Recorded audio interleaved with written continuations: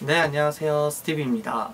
자, 오늘 제가 들려드릴 잡소리는 지난번에 말씀드렸듯 이력서 꼭 제출해야 돼요. 온라인 취업강 들을 때 이력서도 또 내야 되는 거예요. 혹은 유튜브로만 가능해요. 온라인 취업 특강으로만 실업 인정 가능해요. 이러한 질문들이 좀 있어서 오늘은 왜 우리가 진행하고 있는 구직 활동, 즉 재취업 활동에 대한 근거에 대해서 간단하게 같이 한번 알아보도록 할게요. 그럼 같이 한번 가보시죠.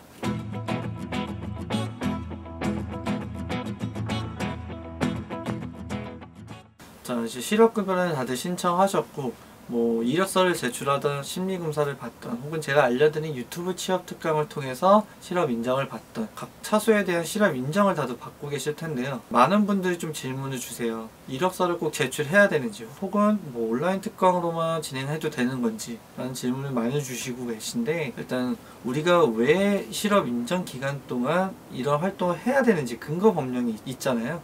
일단 그거부터 먼저 살펴보면 고용보험법 제44조에 따르면 우리가 실업 인정, 즉 실업 급여에 대한 신청을 한 날로부터 1주에서 4주간을 기준으로 그 해당 실업 인정 기간 동안 재취업에 대한 노력을 했다는 것을 증빙해야 합니다. 그 증빙을 통해서 인정을 받았을 경우 받는 게 바로 구직급여인데요.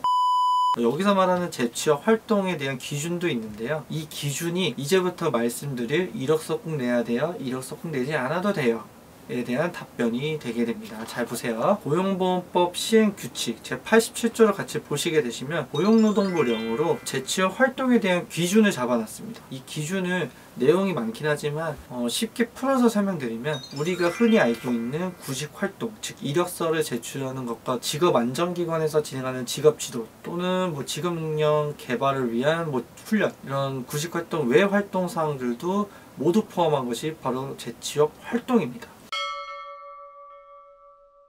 앞서 말씀드린 내용을 조금 정리를 하자면 우리가 실업을 신청한 날로부터 배정받은 실업 인정기간 동안 우리는 재취업에 대한 노력을 해야 되는 거고요. 재취업에 대한 노력은 재취업 활동이라고 표현을 하는데, 해당 재취업 활동은 구직활동을 포함한 구직활동 외 활동 사항도 모두 포함이 됩니다. 따라서 1차는 이제 실업급여에 대한 교육을 진행하기 때문에 이건 빼고요. 2차부터 마지막 차수까지 재취업 활동을 해야 되는데, 이 재취업 활동은 구직 활동뿐만 아니라 구직 활동 외 활동 사항도 포함하는 거기 때문에 심리검사 혹은 온라인 취업 특강, 단기 특강, 아니면 사회봉사, 기타 등등의 구직 활동 외 활동 사항으로도 모든 차수에 대해서 인정할 수 있다는 겁니다. 따라서 온라인 취업 특강으로도 당연히 2차, 3차, 4차, 5차 다 가능하고요. 따로 소정 급여 일수에 대한 제한이 없는 활동 같은 경우, 특히 심리검사 같은 경우 동일한 검사가 아닌 경우에는 인정 활동 횟수에 대한 제한이 없기 때문에 계속해서 진행하셔도 무방은 합니다. 다만 여기서 한 가지 유의해야 할 점, 즉 알고 계셔야 할 점은 우리가 지금까지 살펴본 고용보험법, 그리고 그 동법 시행령, 시행규칙, 이렇게 세 가지만 살펴봤는데 이 세 가지뿐만 아니라 우리가 한 가지 더 살펴봐야 할 게 있어요. 바로 실업 인정 및 재취업 지원 규정에 관련된 내용인데요. 해당 규정 내용은 실업급여를 수급하는 데 있어서 담당자가 어떠한 역할, 어떠한 바이블, 즉 규정을 가지고 우리들한테 이러한 지시를 해야 되는지, 즉 어떠한 내용을 제공해야 되는지에 대해 그 내용을 담고 있습니다. 해당 내용을 말씀드린 이유는 뭐냐면, 이런 규정을 살펴보면은 우리가 이제 실업급여를 신청하면서 배정받은 담당 직원이 본인이 판단하에 수급자들에게 직업훈련 등에 관련된 지시를 할 수가 있게 됩니다. 즉 재취업 활동에 대한 지시를 할 수가 있게 된다는 건데요. 이렇기 때문에 만약에 앞서 내용과 조금 연결을 지어서 보자면 2차부터 내가 재취업 활동, 즉 구직활동이나 구직활동 외 활동상으로도 인정을 받을 수 있지만, 담당 직원이 이 사람이 재취업에 대한 의지가 있는지 판단을 해서 이력서를 반드시 한 번이라도 제출하게끔 이렇게 지시를 하게 된다면, 나는 재취업 활동으로 구직활동 외 활동사항을 할 수 있지만 지시에 따라서 이력서를 반드시 제출을 해야 된다는 거죠.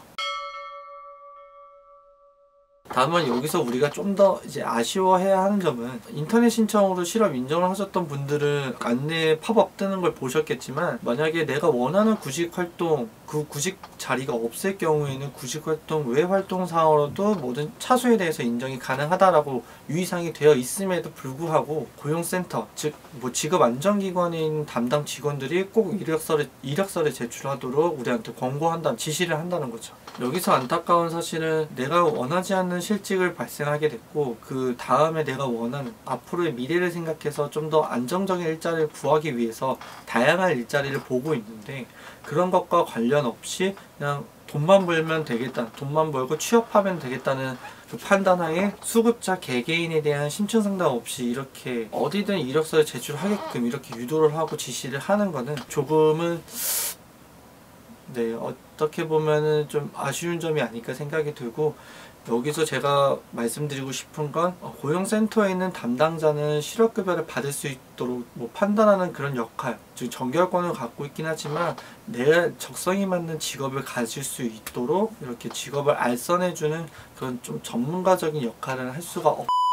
해당 규정을 토대로 내가 원하는 직종을 구할 때까지는 재취업 활동 중, 뭐 구직 활동 외 활동 사항으로 하고 싶으신 분들 같은 경우에 이런 규정들을 통해서 심층 상담을 진행하고 조금 더 나의 능력을 향상시켜서 수급 만료가 되는 날까지 내가 원하는 직종에 취업할 수 있도록 이렇게 좀 상담을 진행하는 게 좋지 않을까 조금 권유드리고 싶어서 말씀을 좀 드리는 거고요.